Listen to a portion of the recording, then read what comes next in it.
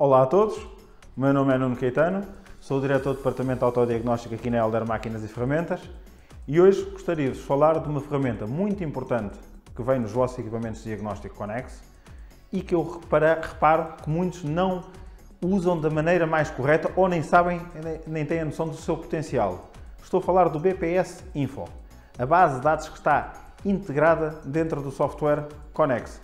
Essa base de dados tanto pode ser utilizada em conjunto com a sessão de diagnóstico, ou seja, enquanto estamos a fazer a sessão de diagnóstico para casar um código de avaria com um determinado componente, como pode ser usada à parte de forma completamente autónoma nas várias plataformas, seja em computador, seja em tablet, seja na própria Connex, seja até no telemóvel, para consultarmos os diversos elementos como os planos de manutenção, apertos, uma série de informação. Vamos agora concentrar-nos e verificar como é que isso funciona. Vamos começar então por selecionar a viatura. Neste caso vou optar pela seleção manual e selecionar até o veículo com que ando todos os dias, que é uma Peugeot, uma Partner, ainda a carroceria B9, uma das últimas, carroceria que perdurou desde 2008 até 2018, ou seja, 10 anos. Visto que é um veículo a gasóleo, não me interessam os veículos a gasolina, vou desselecionar os motores a gasolina, quando surgirem só os veículos a gasóleo.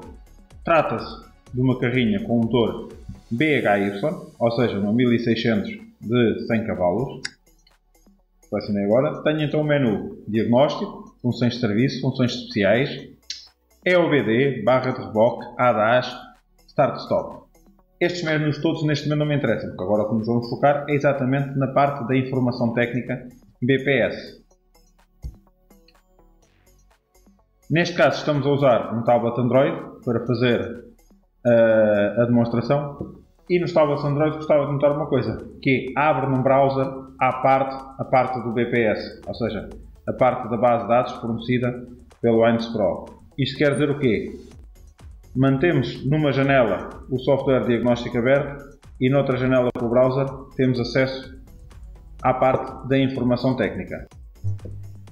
Assim que o menu de informação técnica é aberto, este é o panorama que nos depara, ou seja, o menu de acesso rápido, em que temos agendas de manutenção e códigos de avaria em cima, depois mais utilizados a parte da correia de distribuição e dados de ajuste, também o Smart Pack, que tem os boletins de serviço técnico da marca, as ações de recolha e é onde notar uma coisa, não está aqui nem presente nem os tempos de reparação, nem os casos e mais à frente também podemos passar por isso, também os desenhos técnicos.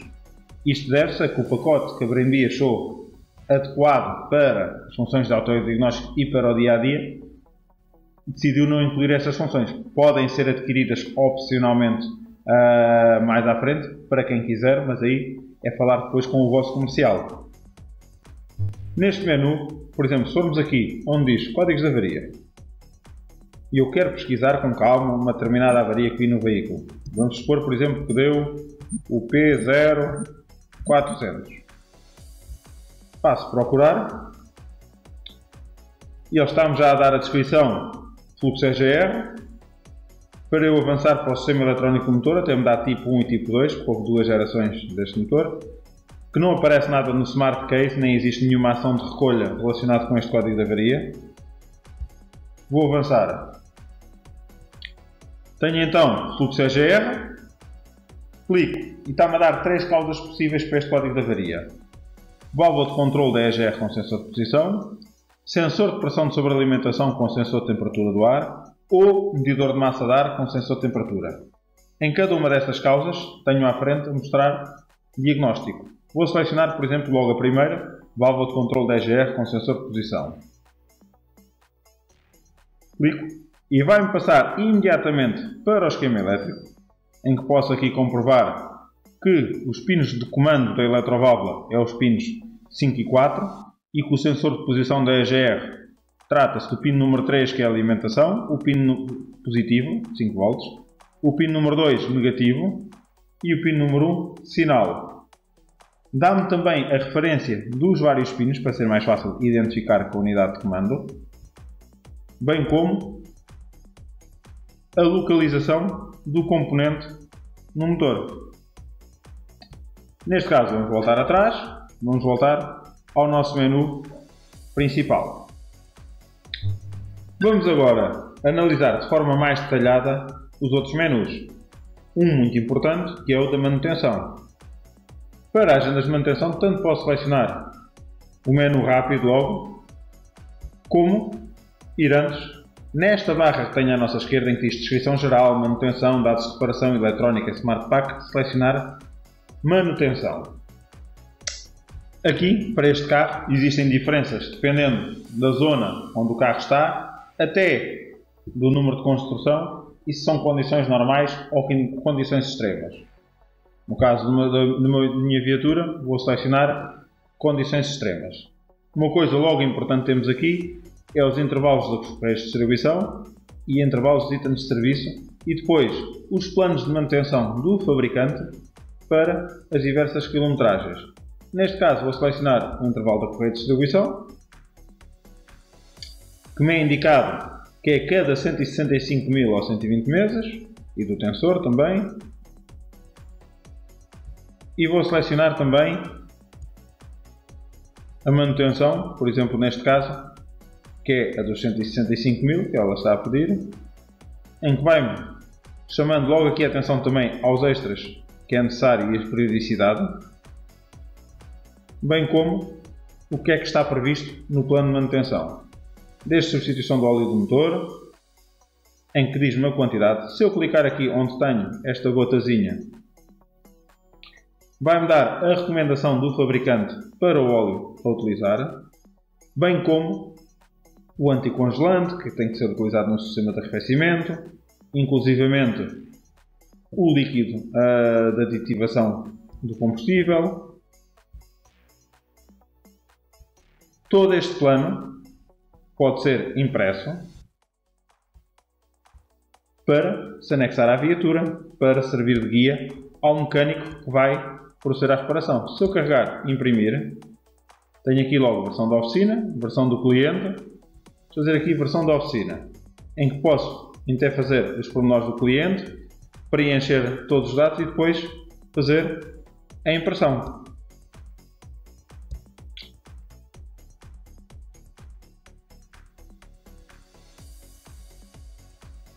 Ou seja, tenho aqui a checklist, que poderia até anexar à viatura, com o plano de manutenção que está executado.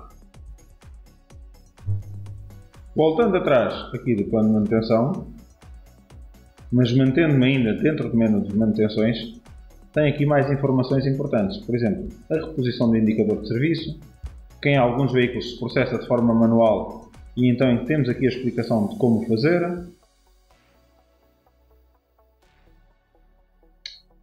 Procedimentos de manutenção, desde o que tem que ser feito quando se liga ou desliga a bateria, os comandos à distância, o sistema de TPMS, ou seja, de monitorização da pressão dos pneus, como o repor, uma série de dados úteis. Voltamos então aqui ao nosso menu principal. Vamos analisar agora outros dois itens mais utilizados: a correia de distribuição e os dados de ajuste. Na correia de distribuição, tal como o menu indica, temos as indicações passo a passo de como proceder, com a indicação tanto para a desmontagem como para a montagem. Podemos ampliar estas imagens, podemos imprimir para nós ou o mecânico que vai trabalhar com a viatura ter em papel e poder estar calmamente a verificar todos os pormenores. Passo a passo também a sequência de montagem, bem como os binários e estágios de aperto e as ferramentas especiais que são necessárias utilizar.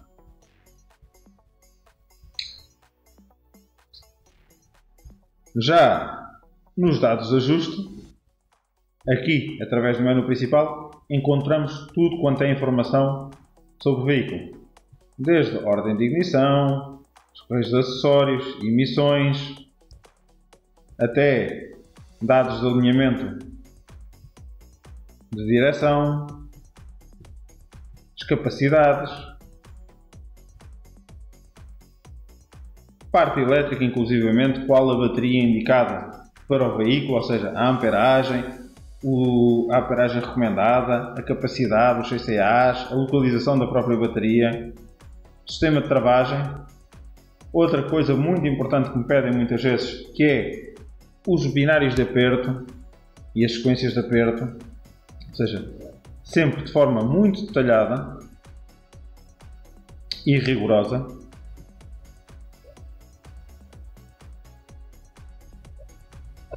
Com todas as instruções. De referir que também aqui podemos mandar imprimir toda esta informação, em que nos cria um fecheiro PDF. Podemos reencaminhar por e-mail ou mandar diretamente para a impressora e selecionar quais as páginas que queremos ou não imprimir. Outro menu também bastante importante e muitas vezes descurado é o do Smart Pack, em que encontramos boletins técnicos de serviço e ações de recolha de produto, em que às vezes tem aqui informações bastante importantes sobre situações que aconteceram e que até estamos perante elas, em que já existe informação sobre o que fazer, ou seja, já é, por exemplo, uma avaria reconhecida pela marca. Por isso, nunca se esqueçam que quando estamos perante uma avaria ou quando estamos perante uma situação até estranha, de irmos aqui à procura se existe alguma ação de recolha, se existe alguma nota do fabricante para ser mais rápido resolver essa situação.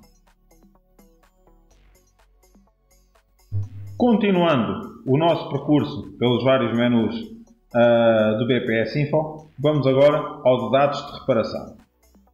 Aqui podemos ter, ou por todas as categorias, em que os dados de ajuste que estão aqui são precisamente o que encontramos no menu de acesso rápido, ou menu inicial, ou podemos subdividir por motor, transmissão, direção e suspensão, em que aqui mesmo os manuais de reparação já estão subdivididos por essas categorias. Por exemplo, chego aqui e tenho aqui outra vez a correia de distribuição, tenho aqui o sistema de redução catalítica a explicar-me tanto como se pode fazer a drenagem como o reabastecimento do mesmo.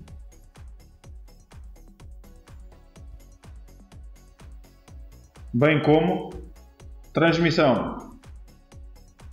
Dados de ajuste aqui já são relacionados com a parte da caixa de velocidades, com os devidos apertos, os devidos pontos de enchimento e drenagem.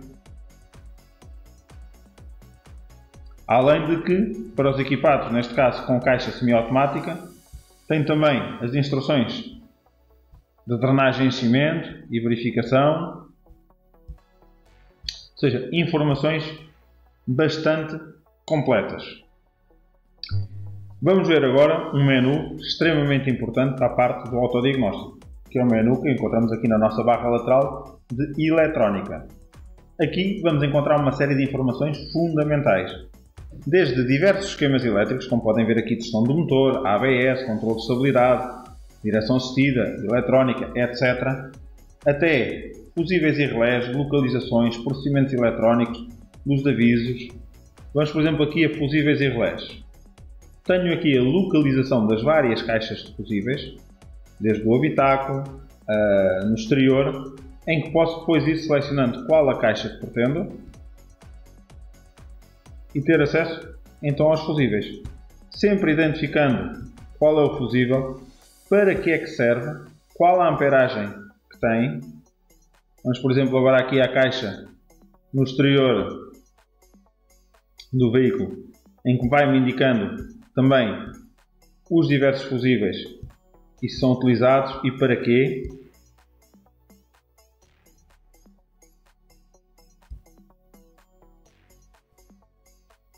Sempre com o máximo de informação detalhada.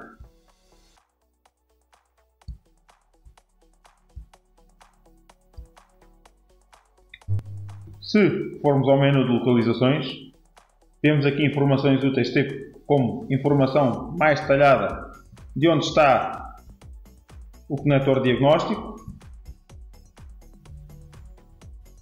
ou dos pontos de massa, que é uma situação muito frequente até de originar avarias. Ainda há pouco tempo tive uma viatura, por acaso não desta marca, mas que não pegava e todas as centralinas basicamente tinham erro de falha de comunicação com a unidade de motor e era por isso simplesmente um ponto de massa que se encontrava desapertado, e por isso muitas vezes é importante sabermos a localização de todos os pontos de massa da viatura, ou seja, nunca descurar este tipo de informação. Nós precisamos ter, por exemplo, mesmo nas nossas cabelagens, uma boa alimentação, mas também boas massas, bons negativos. Caso contrário, podemos ter problemas graves.